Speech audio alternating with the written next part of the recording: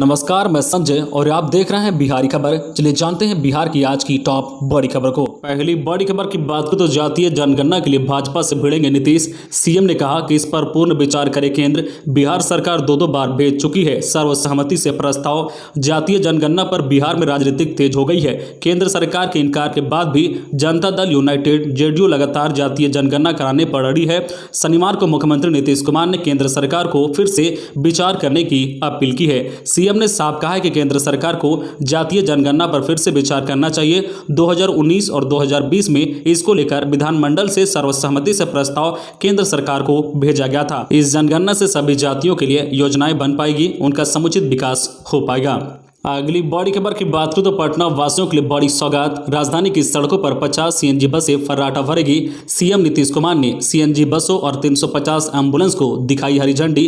पटना में अब लोबेस सीएनजी बसें दौड़ती हुई नजर आएगी। कल सीएम नीतीश कुमार ने 50 सीएनजी बसों की शुरुआत की है। परिवहन विभाग की तरफ से इन बसों का संचालन किया जाएगा। मुख्यमंत्री नीतीश कुमार ने इन बसों को हरी झंडी दिखाकर रवाना किया है। वहीं सीएम नीतीश कुमार ने 350 ग्रामीण एम्बुलेंस को भी अपने अपने क्षेत्र में रवाना किया है। इस समारोह के दौरान डिप्टी सीएम रेणु देवी सहित कई पदाधिकारी मौजूद थे।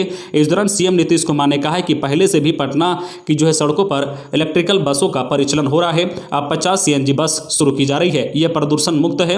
इन बसों में सभी तरह की सुविधाएं होगी। वही हर ब्लॉक के लिए दो एम्बुलेंस की व्यवस्था के तहत सरकार ने योजना चलाई है। अगली बड़ी खबर की बात करें तो 24 से 72 घंटे में फिर झमाझम बरसेगा मानसून। यहाँ होगी भारी बारिश। बिहार में वह फिर से मानसून सक्रिय हो रहा है। इसके प्रभाव से आगामी 24 से 72 घंटे के भीतर सूबे के सभी जिलों में बारिश होने के असर है। पटना स्थित मौसम विज्ञान केंद्र के अनुसार बंगाल की खाड़ी क्षेत्र की ओर से कम दबाव का क्षेत्र बनना शुरू हो चुका है। आज 25 जुलाई के आसपास मानसून टर्ब के बिहार की ओर शिफ्ट करने की संभावना है।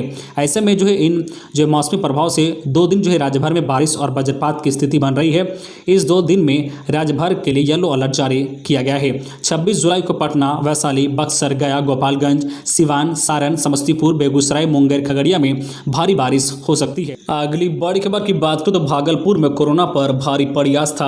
गंगा घाटों पर उमड़ी श्रद्धालुओं की भीड़। गुरु पूर्णिमा पर लोगों ने लगाई डुबकी। भागलपुर में गुरु पूर्णिमा के अवसर पर बड़ी संख्या में घाटों पर श्रद्धालुओं की भीड़ देखने को मिली। एक तरफ जहां घाट पहुंचकर सभी श्रद्धालुओं ने जमकर स्नान किया, वहीं दूसरी ओर श्रद्धालुओं की भीड़ में कोरोना का भय देखने को नहीं मिला। ऐसा नजारा भागलपुर के लगभग सभी घाटों पर देखने को मिला। बरारी का पुल घाट, सीढ़ी घाट, कोटी घाट, लेंच घाट, आदमपुर घाट, हनुमान घाट, कंजरपुर घाट सहित लगभग सभी घाटों पर श्रद्धालुओं द्वारा आस्था डुबकी लगाती रही। हालांकि इस साल गंगा में स्नान करने वालों लोगों की संख्या व भीड़ वैसी नजर नहीं आई जो कोरोना काल के पहले नजर आती थी। अगली बड़ी खबर की बात करें तो बिहार पंचायत चुनाव में राजनीतिक दलों के झंडे बैनर का इस्तेमाल पर रोक। आयोग ने जारी किया निर्देश। बिहार में पंचायत चुनाव के दौरान किसी राजनीतिक पार्टी के झंडे बैनर का इस्तेमाल करने पर उम्मीदवार की उम्मीदवारी रद्द कर दी जाएगी।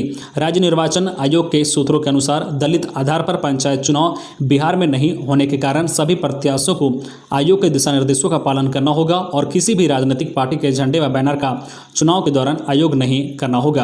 अगली बड़ी खबर की बात करें तो बिहार में अब अनाथ बच्चों को खोजेगी सेविका। हर बच्चे पर दिए जाएंगे 50 रुपये। मुख्यमंत्री नीतीश कुमार के दिशा निर्देश पर कोरोना महामारी में अनाथ हुए 0 से 18 साल के बच्चों को बाल सहायता योजना से जोड़ा जा रहा है। योजना के तहत सभी अनाथ बच्चों को प्रति माह 1500 रुपये दिया जाएगा और अनुदान के माध्यम से सामाजिक सुरक्षा प्रदान किया जाएगा।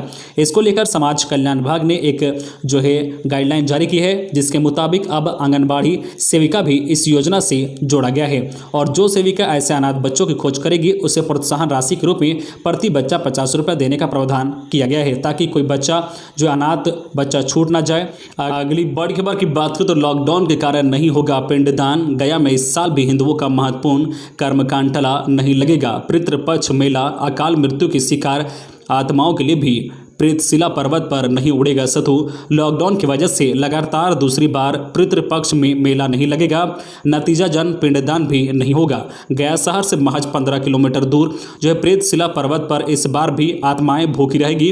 हिंदू धर्म में पूर्व जन्म की मान्यता है और जब तक पूर्व जन्म या मोक्ष नहीं होता है आत्माएं भटकती है। इनकी शांति और शुद्धि के लिए गया में पिंडदान किया जाता है, ताकि वे जन्म मरण के फंदे से छूट जाए। यहाँ हर वर्ष अगस्त व सितंबर में लाखों लोग देश विदेश के विभिन्न कोने कोने से आते हैं और अपने घर के सदस्य की आत्मा की शांति के लिए पिंडदान करते हैं। अगली बड़ी खबर की बात करें तो बिहार में रिटायर कर्मचारियों को भी मिलेगी नौकरी। सरकार ने लिया बड़ा फैसला। बिहार सरकार ने रिटायर हुए लोगों के लिए एक बार फिर जो है नौकरी का मौका लेकर आई है। यह मौका 1 अप्रैल 2020 से जुलाई 2021 के बीच रिटायर हुए कर्मियों के लिए होगा। सामान्य प्रशासन विभाग ने इस आशय का जो है संकल्प जारी किया है। बिहार सरकार ने तय किया है कि रिटायर कर चुके जो है राजपात्रिका और अराजपात्रिका कर्मियों की सेवा भी अगले 1 साल के लिए संविदा पर ली जा सकेगी। संविदा पर नियोजन उसी पद के विरुद्ध किया जाएगा जिस पद से संबंधित सरकारी सेवक रिटायर हुआ है।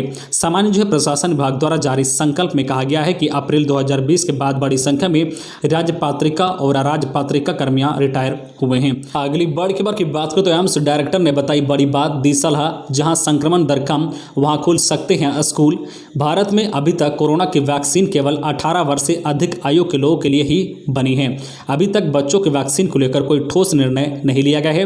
हालांकि बच्चों को वैक्सीन लगाने को लेकर एक बड़ी खबर सामने आई है। अखिल भारतीय आयुर्विज्ञान संस्थान के निदेशक डॉक्टर रणदीप गुलेरिया ने बताया है कि देश में बच्चों के लिए बनाए जा रहे भारत बायोटेक कंपनी के कोरोना टीके जो कोवैक्सीन का सफल परीक्षण जारी है। एम्स निर्देशक के अनुसार बच्चों के लिए बन रही वैक्सीन के परीक्षण का परिणाम सितंबर तक आने की उम्मीद है।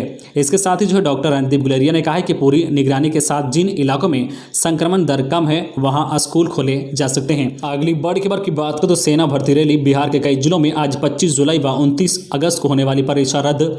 सेना भर्ती रैली में सफल जो प्रतिभागियों की 25 जुलाई और 29 अगस्त को होने वाली परीक्षा कोरोना और बाढ़ को देखते हुए रद्द कर दी गई है। सेना भर्ती कार्यालय की ओर से फरवरी 2021 में मुजफ्फरपुर के जो चक्कर मैदान में सेना भर्ती रैली आयोजित की गई थी। सफल जो है प्रतिभागियों की लिखित परीक्षा 25 जुलाई व 29 अगस्त को होनी थी। 25 जुलाई को जो है सोल्जर जो है ट्रेडमैन, सोल्जर जो है टेक्निकल, सोल्जर क्लर्क और नर्सिंग जो है स्टूडेंट, और 29 अगस्त को सोल्जर जो है जीडी की परीक्षा होनी थी।